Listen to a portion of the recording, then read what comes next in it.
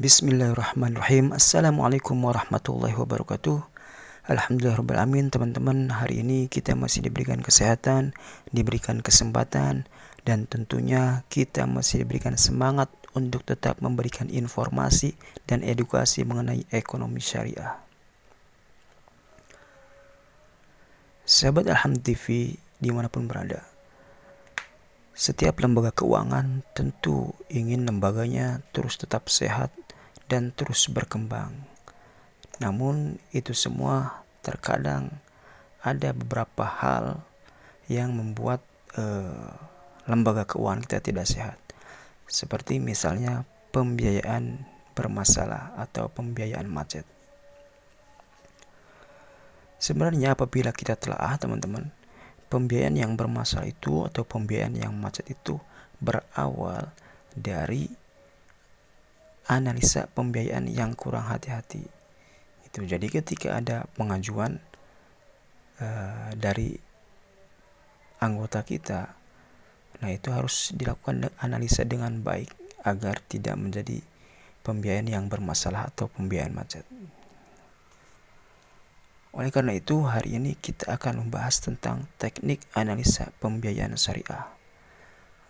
Karena materi ini sangat bagus teman-teman, mohon untuk diperhatikan agar apa yang disampaikan bermanfaat untuk kita semua, khususnya untuk lembaga keuangan kita. Oke, langsung aja teman-teman ke materi. Teknik analisa pembiayaan syariah. Oke teman-teman, materi ini cocok sekali untuk calon AO, calon account officer, atau juga untuk surveyor ya teman-teman. Jadi ini memang materi ini dikhususkan untuk orang-orang yang langsung ke lapangan untuk menganalisa pembiayaan yang diajukan oleh anggota atau nasabah kita. Oke, yang pertama langsung tujuan analisa pembiayaan ini untuk apa sih sebenarnya? Nah, yang pertama itu untuk meminimalisir ketidakpastian di masa depan. Artinya untuk meminimalisir resiko seperti misalnya kemacetan dan resiko legalitas hukum dan lain-lain. Yang kedua itu untuk meyakinkan lembaga keuangan syariah kita bahwa nasabah yang mengajukan pembiayaan itu layak untuk mendapatkan fasilitas pembiayaan dan yakin bahwa nasabah tersebut dapat mengembalikan pembiayaan yang kita berikan. Oke, langsung saja ke materi teknik analisa pembiayaan syariah. Oke, untuk melakukan analisa pembiayaan syariah setidaknya ada 3 langkah yang harus kita lakukan teman-teman.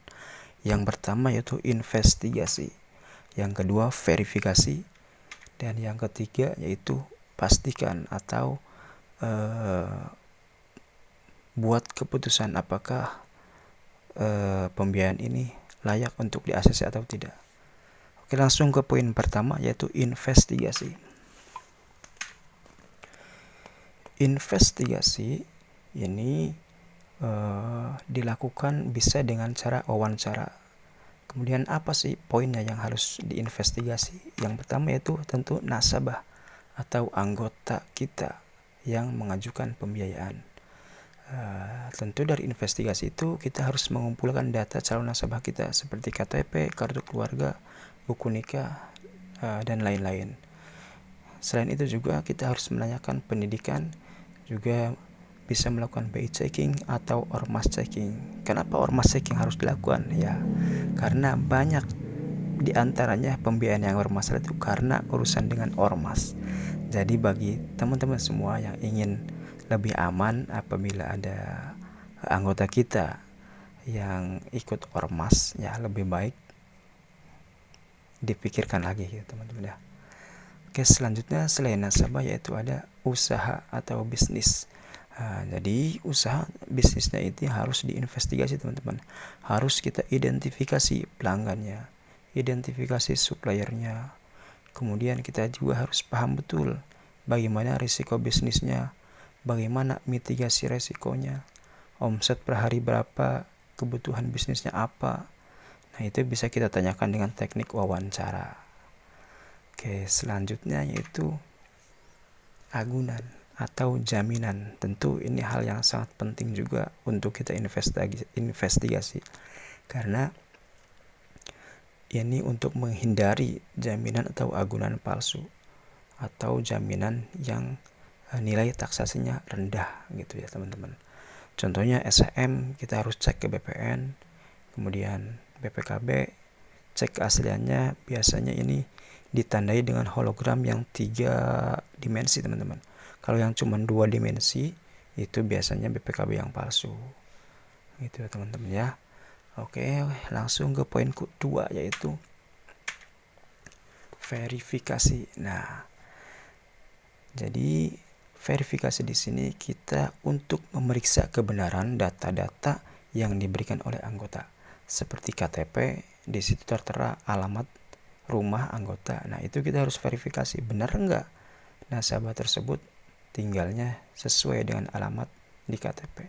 Khawatirnya nasabah tersebut sudah pindah rumah atau mungkin sudah ganti KTP-nya, teman-teman ya. Ini sangat penting sekali karena untuk memudahkan kita juga mengenal nasabah dan mengenal karakter nasabah kita, teman-teman. Nah, kemudian dari usahanya harus diverifikasi juga teman-teman. Jadi ketika kita wawancara, apabila anggota kita mengakui bahwa misalnya omsetnya sehari itu dapat 2 juta, nah itu harus dibuktikan teman-teman.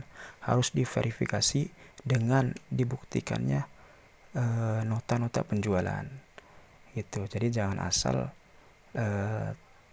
tulis-tulis aja teman-teman ya. Jadi analisa keuangan itu bukan memindahkan hasil wawancara kita ke form analisa keuangan, tetapi kita sebelumnya harus memverifikasi dulu dengan data-data yang jelas, contohnya dengan nota penjualan atau dengan laporan keuangan lainnya, agar analisa keuangan yang kita bikin itu benar-benar valid dan sesuai dengan kenyataannya, teman-teman. Oke, selanjutnya itu agunan atau jaminan. Nah, agunan atau jaminan juga itu perlu diverifikasi, teman-teman. Ini sangat penting sekali. Khawatirnya SHM yang diajukan itu ternyata palsu, atau AJB yang diajukan itu yang dijamin kita ternyata sedang peningkatan SHM. Nah, itu kita harus verifikasi ke lembaga desa. Kalau SHM kita harus verifikasi ke BPN. Dan jangan sekali-kali teman-teman menerima jaminan atau agunan berupa tanah yang sudah diplang dijual. Nah, khawatirnya nasabah kita itu sebenarnya ingin menjual tanah tersebut, cuman nggak laku-laku, sehingga inisiatif untuk dijadikan agunan atas pembiayaannya. Nah, kalau sudah seperti itu, khawatirnya nasabah kita tidak kooperatif dalam melakukan pembayaran. Begitu teman-teman ya.